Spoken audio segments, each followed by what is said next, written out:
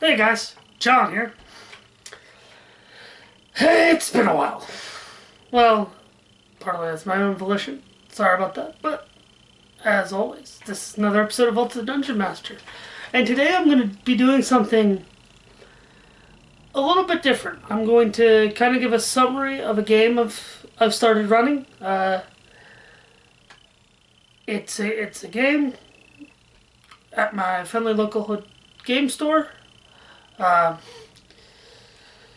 uh, Level 1, it's actually using the, as you can see behind me, the Into the Borderlands that Goodman Games put out. If you're not familiar with that, it's a reprint slash reincarnation, it says, of B1 Into the Unknown and B2 The Keep on the Borderlands. Both they had Goodman Games did a really good job of printing the original module, all printings of those original modules, which in itself is really cool because artwork differences and such. And also, it has both of them reworked for 5th edition D&D, which I'm thoroughly enjoying. They also connected them very well for 5th edition. They connected the two modules. There's always a connection with the two, but 5th edition really does work the connection really well and kind of makes it very seamless, not unlike a lot of the more modern modules that have come out for 5th edition and 3.5, etc. So that's kind of a very old school game, old school flavor, nostalgia, but reworked for the newer school and how kind of we younger gamers of the new school do things. So it's nice. I'm just going to be very brief on the session. We've only had one session, and I've only had 2 players show up so far. It's a father and his son, which I like too because father and son, that's how I got into the hobby. You know, my dad taught me how to play D&D, so it's kind of a almost quasi full circle thing for me. But I digress. I'm going to go ahead and I'm going to begin. We meet our heroes, or our adventurers, I should say. They're not heroes yet. Greylorn and Amicus. They made their way to the Keep on the Borderlands,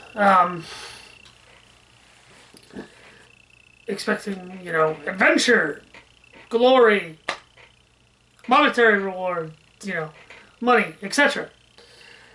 They came in, they got themselves adequate to the keep, it's kind of normal day going on. They were greeted by a gnome named Estra. She kind of gave them the laydown of the land, kind of what's out and about, some rumors of the caves and the caves of chaos off in the distance. And they also got acquainted with some other, the innkeeper, the tavern keeper. Then they were also got to know a hill dwarf named Flint, who has a strange crossbow that fires multiple shots, and it's to compensate for his gnarled hand, where he lost some of his fingers from a recent adventuring in the caves, or so he says. And he could no longer pick up a hammer, so he picks up a crossbow instead.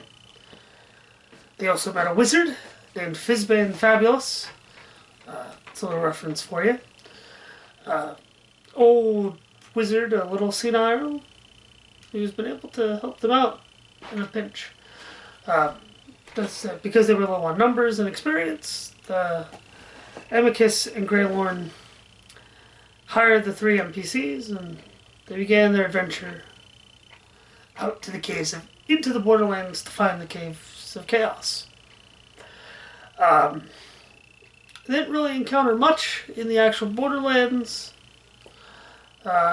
this session, but they did stumble upon a camp on a hill of another group of adventurers that were sent out by the Castellan of the Keep to dispatch some bandits of just past Ravenwood to the south, a forest to the south. They didn't really follow up on that lead. They were very much, Grey Lord and Amicus were very much for the keep, the dungeon adventure. They continued, they came to the Caves of Chaos, and they kind of hopped in the nearest cave they could find, which was the Goblin Lair. They dispatched many goblins. Amicus is a warlock, and Grey Lord is a druid. So there's a lot of spell casting, a lot of Eldritch Blasts and some other spells, and quarterstaff fights on the goblins. They eventually dispatched the goblins. Grey Lord managed to charm one goblin to have it fight, which was another great boon for them to have, as they found a stairwell that went up to a room full of hobgoblins. So they dispatched several hobgoblin, male and female, and little kids. They dispatched the males easily. They let the females and children go. And going through the hobgoblin lair, they eventually found a prison that had some of the human prisoners from the keep. The humans from the keep that were taken prisoner by the hobgoblins and almost eaten. Or surely were going to be the hobgoblins' dinner. They saved them. They also met an orc who tried to convince them that he would fight on their side if he would free them. Some insight checks were rolled, and they kind of figured out that orc's not quite trustworthy, so they left him chained up. They also found a crazed gnoll chained up, who they didn't really bother with because he was kind of frothing at the mouth and half dead and hungry. After that, they kind of stopped investigating the caves as to go back. They did rest in the cave once, but they decided to go back to the keep, make sure the prisoners get back. They got several rewards from the prisoners, and that's where we ended the session. So next time we play, which will be on Tuesday, we'll get together and have fun. I'm really looking forward to it. Some things I would like to do, maybe I'd like to show the elevation of the Caves of Chaos more. How it actually fits. I'm just going to probably fiddle around with it on my battle mat to figure out actually how to get it good and drawn. But yeah, that was our first session. Hopefully we have more players join us. But yeah, I'm really enjoying it. I've thoroughly always enjoyed B2. I love, as you can see behind me, I own a copy of the reprint, and I'm enjoying it so far. Enjoying kind of the little bits that are definitely new school flavor, but like new school rules and mechanic, but the old school flavor is still there. Especially the encounters. The encounters are still, from what I see, they're still very old school. Still very a lot of enemies. But yeah. Anyway, stay tuned for more. More videos will be coming. As always, I'm John, here in the vault of the Dungeon Master. And you guys have a good day and happy gaming.